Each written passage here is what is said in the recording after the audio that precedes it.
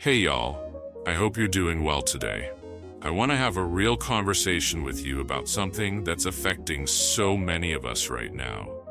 And honestly, it's been weighing heavy on my heart. We're living in a time where it feels like everywhere we turn, we're being bombarded with content that's designed to capture our attention in ways that aren't always healthy for us. I'm talking about this whole digital landscape we're navigating.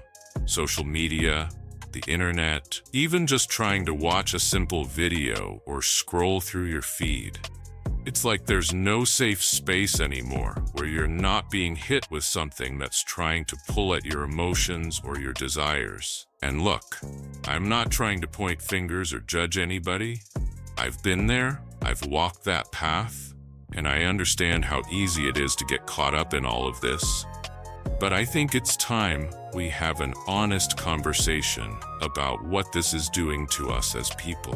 One thing that really concerns me is how young people are being exposed to all of this. When I was growing up, and I'm not that old, mind you, but when I was coming up, you had to actively seek out certain types of content.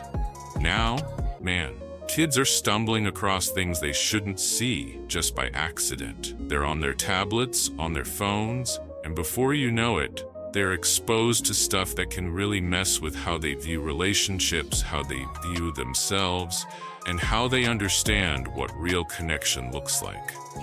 I remember being exposed to things way too young, and I can tell you firsthand how that can shape your thinking in ways that take years to unpack. It's not the kids' fault. They're just trying to navigate a world that's throwing all this at them.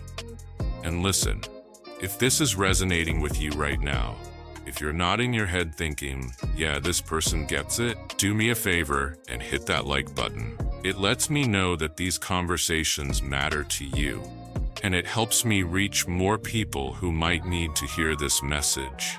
Here's what really gets me. There are people making serious money off of our struggles. They've figured out how to take something as natural and beautiful as human connection and intimacy, and they've twisted it into this marketing machine. They're capitalizing on our loneliness, our insecurities, our natural desires, and they're selling us quick fixes that don't actually fix anything. It's predatory, if I'm being honest.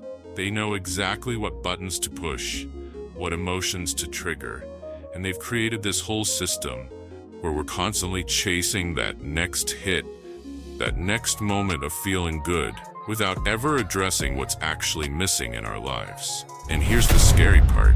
All of this instant gratification stuff is literally changing how our brains work. When you're constantly getting these quick dopamine hits from scrolling, from consuming this type of content, from getting that instant satisfaction, your brain starts to expect that. It stops wanting to work for things. It stops finding joy in the slow, meaningful work of building real relationships, developing real skills, creating real value in your life. You start living for those highs, but then when you come down, and you always come down, you need another hit and another one. It becomes this cycle where you're never really satisfied, never really fulfilled, just constantly chasing the next moment of feeling okay. But here's what I want you to understand. You have more power in this situation than you might think. I know it might not feel like it, especially if you've been caught up in these patterns for a while, but you do. You have something inside you that's stronger than any algorithm, stronger than any marketing campaign, stronger than any addiction. You have willpower. I'm not talking about some superhuman strength. I'm talking about that part of you that gets up when you fall down, that keeps going when things get tough, that knows the difference between what feels good in the moment and what's actually good for you in the long run. So what do we do about it? First thing, and this might sound obvious, but hear me out. You've got to limit your access to the stuff that's not serving you. If that means taking a break from social media, do it. If that means unfollowing accounts that you know are triggering you, do it. If that means being real with yourself about what you're consuming and how it's making you feel, do that too. I've been there where you're following accounts just because of how someone looks, or you're consuming content that you know isn't helping you grow. And look, I'm not judging you for that. We've all been there. But at some point you have to ask yourself, is this helping me become the person I want to be? Block those accounts that are pulling you in the wrong direction. Unfollow those pages. Report content that's harmful. I know the algorithms aren't perfect, but every little action you take is you reclaiming your power over what gets presented to you. Before I go any further, if you're finding value in this conversation, if you want to see more content like this where we talk about real issues that matter, hit that subscribe button. I'm committed to having these honest conversations, and having you along for the journey means everything to me. The thing is, you can't just take away the bad stuff without replacing it with something good. Your brain is going to look for that stimulation somewhere, so you need to give it healthier options. Hit the gym, learn a new skill, read a book, go for a run. Find something that requires effort, something that doesn't give you instant results, but builds you up over time. This is how you retrain your brain to find satisfaction in things that actually matter, things that actually make you stronger and better and more fulfilled. I want you to think about it like this. All this instant content, all these quick hits of pleasure, they've become like the fast food of our generation. Except now, even fast food is expensive as hell, right? But this digital junk food is free and available 24/7. It's cheap, it's easy, it makes you feel good in the moment, but it's not nourishing you. It's not building you up. You wouldn't eat McDonald's for every meal and expect to be healthy, right? So why would we consume digital junk all day and expect our minds to be healthy? One of the most important things you can do is find people who understand what you're going through. Don't be ashamed to reach out. Don't be afraid to be vulnerable about your struggles. I guarantee you, there are people in your life who are dealing with the same things you are. They're just not talking about it either.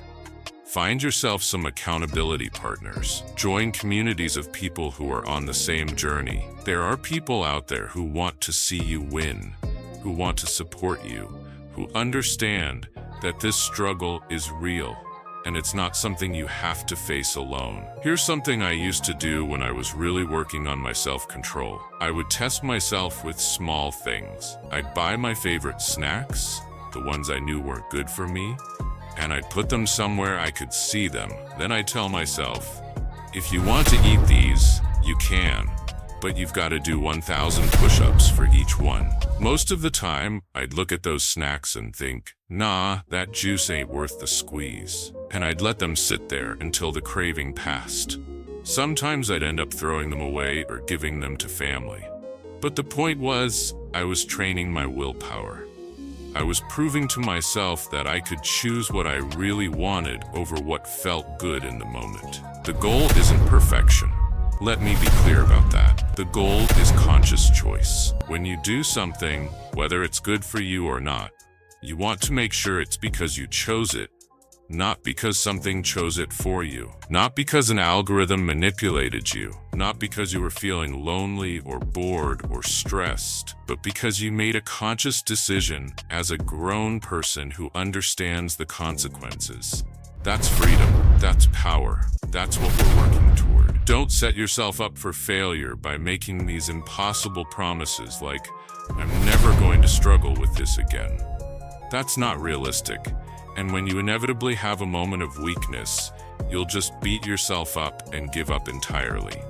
Instead, commit to being the best version of yourself every single day. Some days you'll win big, some days you'll just survive, and that's okay. Progress isn't linear, but consistency over time is what creates lasting change. Look, I wanted to share this with y'all, because I know how dark this struggle can feel sometimes. I know what it's like to feel trapped by your own habits, to feel like you're not in control of your own mind. But there is light in this darkness. There is hope. And there is a way out. You are stronger than you think you are. You are more capable than you give yourself credit for.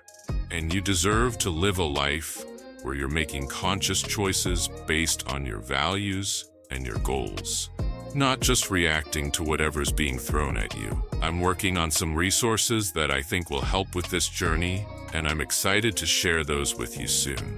In the meantime, be gentle with yourself, but also be honest with yourself. You've got this. I love y'all, I appreciate y'all, and I'm rooting for every single one of you. Take care of yourselves and keep fighting the good fight.